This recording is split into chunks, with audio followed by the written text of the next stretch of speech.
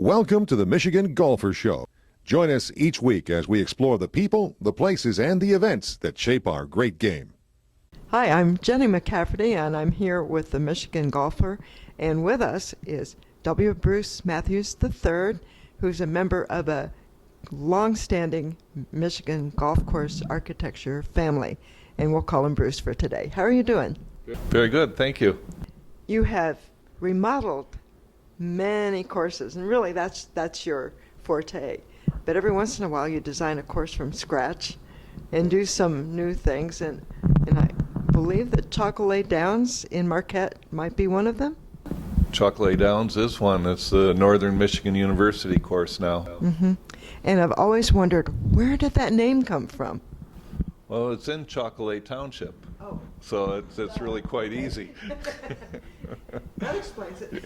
But, yes, Bryce Gibbs, the owner, worked with my family, my granddad and my Uncle Jerry on Crystal Lake Golf Club up in Beulah. Okay. Then he sold Crystal Lake Golf Club, moved up north, bought this piece of property, a large piece of property. And we looked at it, and he said, let's build a golf course just like we did at Crystal Lake. So, and he had housing in mind, and golf is, the property up at Chocolay Downs was large enough for 36 holes and housing.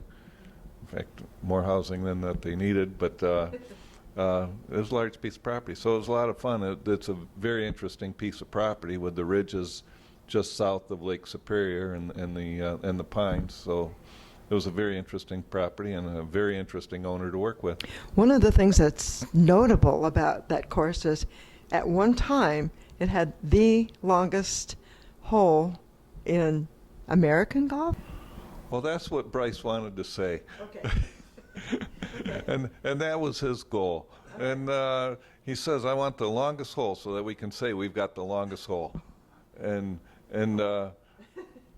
it wasn't, when I told him what the longest hole was and what he had to do to get the longest hole, he says, well, we're going to build what we want, and then we'll just tell everybody it's the longest hole in the United States. Okay. So, and that's how Bryce worked. So you could maybe have like a seventh tee way in the back or something. Well, that's what we were looking at. We were looking at a 750-yard hole with a tee back, and everybody's playing it at 490 yards. So that's kind of funny, and it kind of brings up the question I was having about when you're building a course, you've got the land to deal with, and you've got an owner to deal with, and I'm always wondering about, well, how many of the owner's ideas are something that you have to pay serious attention to? The owner on a new course always wants input.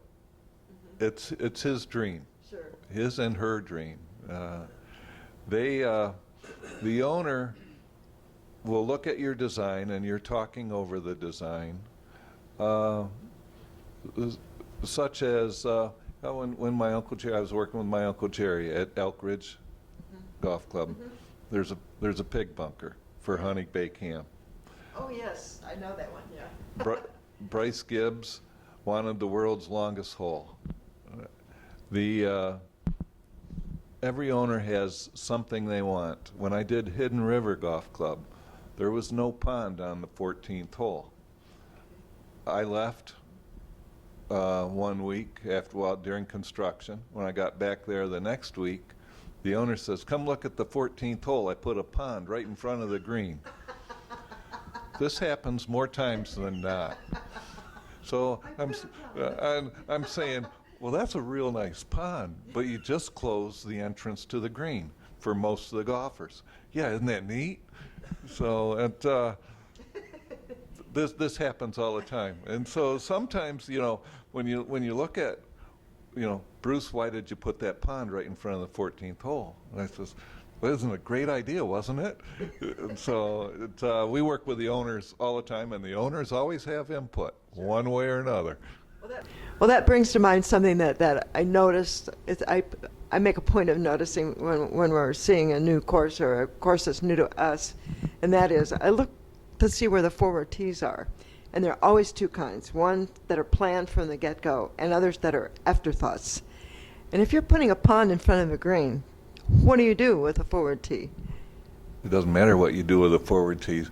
Half the people still can't get to the entrance of the green. They got to fly it over that pond. It just most of us are saying most people just land short, and that means we're in the water. But when you bring up the tees, it's funny because I did Ubley Heights in Ubley. It's just north of Bad Axe. I put the plans together, and I had 4 sets of tees. It's a 7,000-yard golf course, so from the back tees. So naturally, you've got to get the forward tees up there. And they said, we don't want the forward tees. So and then you explain exactly why you need forward tees and what's happening and what's necessary. And we don't want the forward tees. So again, owner input. So we built the golf course without those forward tees. What do seniors and women think about that? Well, once it opened up, and it was in the Michigan Golfer magazine, and Alice Dye read the Michigan Golfer magazine, believe it or not. Because I got a letter from Alice saying, Bruce, this is a little bit too long for the women. And I'm going, yes, Alice, I know. I knew that, but this is where we are. So it's interesting, when you bring up the forward tees, the owner input and the effects it has on what the golf course is and what plays later. So I'd like to go back to see if they put in that set of forward tees that we did not put in 20 years ago. Yeah. Well, since we were talking about Chocolay Downs that's now owned by Northern Michigan University, the original owner had some real interesting plans for housing at one time, right? Yes, he did. And it was going to be a housing project. And his goal was to develop cabins and homes based on presidential homes. We're going to have a Lincoln cabin. We're going to have a Washington, Mount Vernon type house here. So he had the gamut. He was a great idea man. Yeah. Price was very good at ideas. So that brings to mind when you're dealing with a course that is also part of a housing development, that changes things too, doesn't it? It does greatly, because when we looked at the 90s, building golf courses, what was the leading push on a lot of that golf course development? It was residential. And depending on the owners, took precedence over the golf course design, which is tough. So you're trying to find a balance, and you're trying to pull as much of that land into golf that you can. But that prime hill looking down over the lake is a great spot for a tee, but it's also a great spot for a home site. So you're working back and forth, the yin and the yang, and the pull and the push with the owner and with the golf course design and with the engineers on the housing. It was interesting. I worked at Wallenwood Springs in Jenison. Dirk Nineheis was the owner, and he had a condo development going along with it.